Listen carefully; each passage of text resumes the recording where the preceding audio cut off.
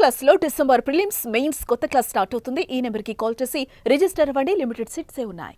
ఆంధ్రప్రదేశ్లో కూటమి ప్రభుత్వం ఎన్నికల్లో ఇచ్చిన హామీలను ఒక్కొక్కటిగా నెరవేరుస్తుంది. త్వరలోనే మరో హామీ అమలుకు సిద్ధమైంది. రాష్ట్రంలో మహిళలు ఎంతగానో ఎదురుచూస్తున్న ఉచిత బస్సు ప్రయాణానికి సర్వం సిద్ధం చేస్తోంది. త్వరలోనే ఈ పథకాన్ని ప్రారంభించేందుకు కసరత్తు జరుగుతోంది. ఈ మేరకు అన్ని ఏర్పాట్లు జరుగుతున్నాయి. కాస్త ఆలస్యమైన పక్కగా హామీ అమలు చేయాలని చూస్తోంది. పథకం అమలయ్యాక వచ్చే సమస్యలు, ఇబ్బందులపై ఇప్పటికే ఓ కమిటీ అధ్యయనం చేసి ప్రభుత్వానికి నివేదిక అందించింది. ఈ నివేదిక ప్రకారం ప్రభుత్వం చర్యలు చేపడుతోంది. మహిళలకు ఉచిత బస్సు ప్రయాణం పథకం అమలు చేస్తే ప్రయాణికుల సంఖ్య విపరీతంగా పెరుగుతుందని అధికారులు అంచనా వేశారు.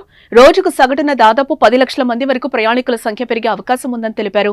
దీంతో ఇప్పుడున్న బస్సులకి అదనంగా మరో 2000 బస్సులు అవసరమవుతాయని నివేదికలో వెల్లడించారు. అదే సమయంలో సిబ్బంది కూడా ముఖ్యమన్నారు.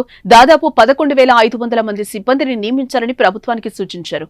అందులో 5,000 మంది డ్రైవర్లు, మరో 5,000 మంది కండక్టర్లు, 1,500 మంది మెకానిక్లు, ఇలా మొత్తంగా 11,500 మంది సిబ్బంది అవసరం అవుతారని తెలిపారు. అలాగే ఆదాయంపై అంచనా వేసి నివేదికలో పొందుపరిచారు. ఏ బస్సులకు డిమాండ్ ఉంటుందనే వివరాలతో ప్రభుత్వానికి నివేదిక అందించారు. ఇక ఈ పథకాన్ని అధ్యయనం చేసేందుకు ఇతర రాష్ట్రాల్లో అమల్లో ఉన్న ఫ్రీ బస్సు ప్రయాణం తీరును అధికారులు పరిశీలించనున్నారు. దీనిపై రవాణా శాఖ మంత్రి మండిపల్లి రాంప్రసాద్ రెడ్డి ఆధ్వర్యంలో రీసెంట్ గా ఏర్పాటు చేసిన మంత్రివర్గ ఉపసంఘం అధికారులు ఇచ్చిన నివేదికను చూసి ఇతర రాష్ట్రాల ఫ్రీ బస్సు పథకం తీరును పరిశీలించనుంది.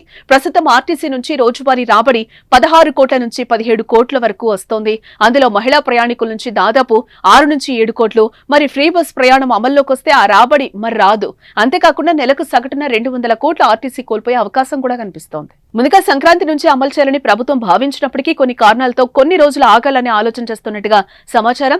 సంక్రాంతికి సమయం దగ్గర పడడంతో పథకాన్ని ప్రారంభిస్తే అనుకూలత కన్నా వ్యతిరేకత వచ్చే అవకాశం ఉందన్న అంచనాల్లో ప్రభుత్వం ఉంది.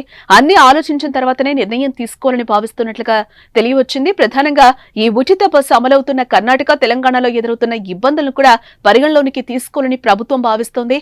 ఉచిత బస్సు హామీతో ఆర్టీసీ ఆదాయానికి భారీగా గండిపడి ప్రభుత్వానికి గుదిబండగా మారే అవకాశం ఉంది. అలాగే ఆటో డ్రైవర్ల నుండి తీవ్ర వ్యతిరేకత వ్యక్తం కానుంది. ఈ హామీతో బస్సులో ప్రయాణించి పురుషులకు కష్టాలు వెంటాడనున్నాయి. బస్సుల్లో కూర్చోవడానికి కూడా సీట్లు దొరకడం లేదని పురుషులు ఆవేదన వ్యక్తం చేయడం తెలంగాణ, కర్ణాటకలో అయితే మనం చూస్తూ ఉన్నాం. అలాగే ప్రభుత్వానికి కమిటీ నివేదిక ఇచ్చిన ప్రకారం కొత్త బస్సులను కొనుగోలు చేయాల్సింది. వీటన్నింటినీ దృష్టిలో పెట్టుకుని ప్రత్యామ్నాయ మార్గాలను చూసిన తర్వాతనే మహిళలకు ఉచిత బస్సు ప్రయాణం అమలు చేయాలని ముఖ్యమంత్రి చంద్రబాబు నాయుడు భావిస్తున్నారని చర్చ అయితే జరుగుతోంది.